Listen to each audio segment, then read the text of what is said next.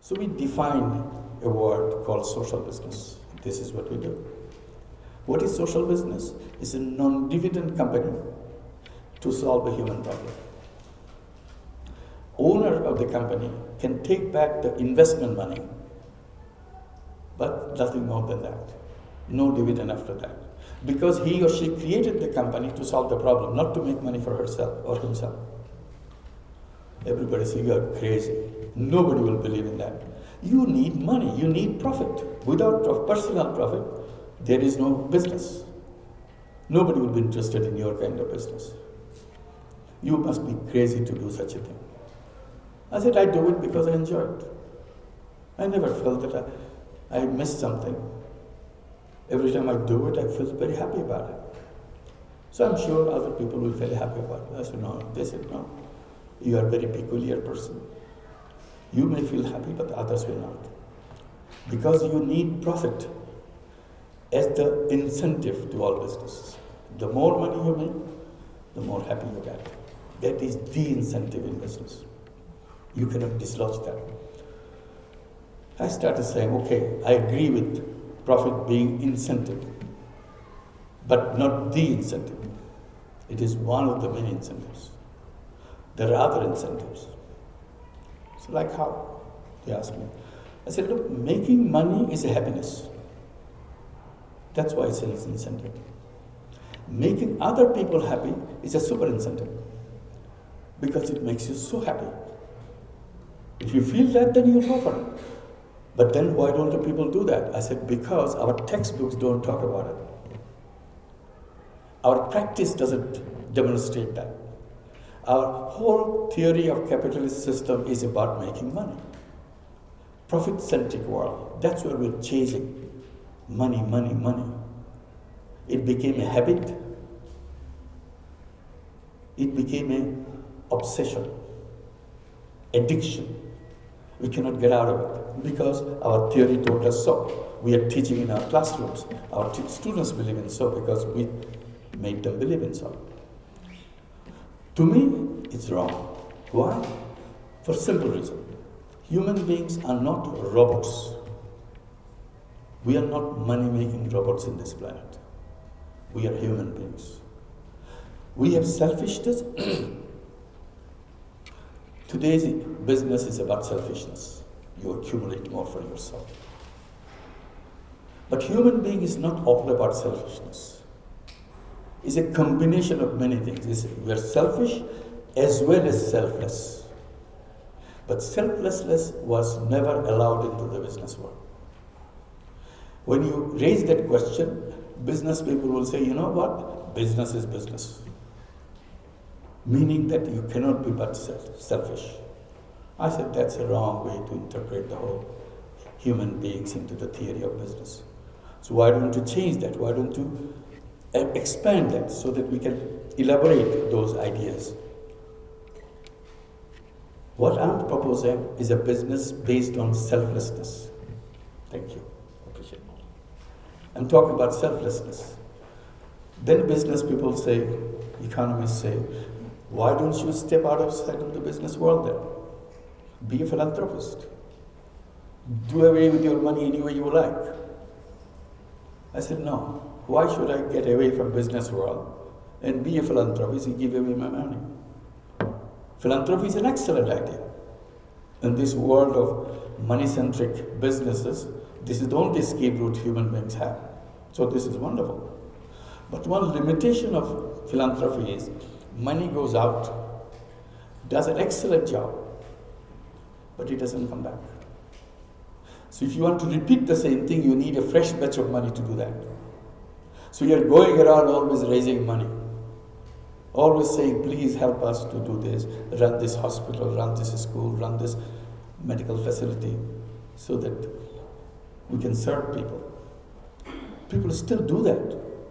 They're not doing it for making money for themselves. They want to feel, they feel that they have to do something about them. Take care of the old, take care of the poor and so on. I said, if you can convert the same thing into social business concept, then the money goes out, does the work, and comes back. And you use and reuse the money over and over again. So the philanthropy money has only one life. You cannot use it twice. But social business money has endless life. You can go on doing it again and again and again. So it becomes very powerful. All the difference between the social business and the conventional business, here you are not doing it for a selfish motive, you are doing it for a bigger motive, to help the world. You can solve all your problems. So we have done it in Bangladesh. I'm not given all the examples, but again, many international companies, multinational companies became interested in our work. They started coming to us, want to do social business with us. First one was Danone from France. It's a food company, yogurt company, produces yogurt all over the world. So we proposed to them to solve the problem of malnutrition among the children. Bangladeshi children, half the children are malnourished. And if you are malnourished, physically you don't grow well. You are stunted. Physical growth is stunted. If you are malnourished, your mental growth is stunted. You don't understand as clearly as fully developed child does. So that's a shame for a nation to have citizens like that. But we have not done anything much on that. So we thought, let's create a social business to address this issue. So that's what the Grameen and Danone joint venture came. We created a special kind of yogurt, put all the macronutrients into that yogurt, vitamin, iron, zinc, iodine, and whatever is needed, in exactly the proportion that is needed for the child to grow. And if you put too much medicine in a little cup of yogurt, guess what happens? It tastes very ugly. Nobody will like anywhere near you. But it's the genius of the creative power of Danone researchers. They suppressed that ugly taste, made it a very delicious taste. Children love it. And we made it very cheap and make it available to these young little children. Now they are eating it, enjoy it, and gradually recovering their health. Why Danone got involved with it? They want to make tons of money out of it? No. They made it very clear. Here is a social business. We invest here. Just make sure we can help solving this problem. And we are proud of this program. And that project in Bangladesh, the company that we created in Bangladesh, has impacted on the global operation of Danone itself. Many other companies came, like Veolia, water company, to do social business, to provide water in the villages and so on in a business way, social business way, not to make money for anybody. We had joint venture with BASF to produce mosquito nets against malaria as a social business, so that we can produce mosquito net very cheap so that everybody can afford it. We have joint venture with Adidas, the shoe company, to make shoes affordable to the poorest people, make it very cheap. I challenged them to make shoes under €1. They were shocked in the beginning. Adidas shoes under €1? I said, yes, if you want to reach out to the poor people, then this is what you have to do. And your motto of this company, the social business company, will be, nobody in the world should go without shoes. As a shoe company, it's our responsibility to make sure we create good quality shoes for the poorest people, make it affordable for them. And that's what we do. So this is a series of things. Now idea has spread around the world. Now we are directly involved in many countries, but one country which surprised me, Germany, picked up social business ideas, started creating social businesses in Germany. Japan is another country which picked it up. We are directly involved in Brazil, setting up social businesses. Haiti is a very exciting experience for us in Haiti. It's a long story, how exciting that is. Colombia, Uganda, just beginning. Tunisia, just beginning.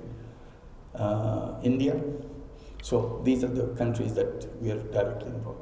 What we do in each of these countries, we go ahead and first we create a social business fund. Put money into that fund and challenge everybody in the country. Come up with ideas, a business idea to solve a small problem that you see, the tiny bit of the big problem that you have around you. What are the problems? Unemployment is a problem. Poverty is a problem. Health is a problem. Dependence on state charity is a problem. Even in Europe, millions of people live on state charity. I said, if Bangladesh could afford state charity, nobody in Bangladesh would be poor. Because we hide poverty by giving state charity. Hiding poverty is not a solution. You are making people dependent. Human being is not about dependence. Human being is about independence. Human being is about its own creative power. Each human being is packed with unlimited human creativity, unlimited creativity. But we suppress it. We go and make them dependent.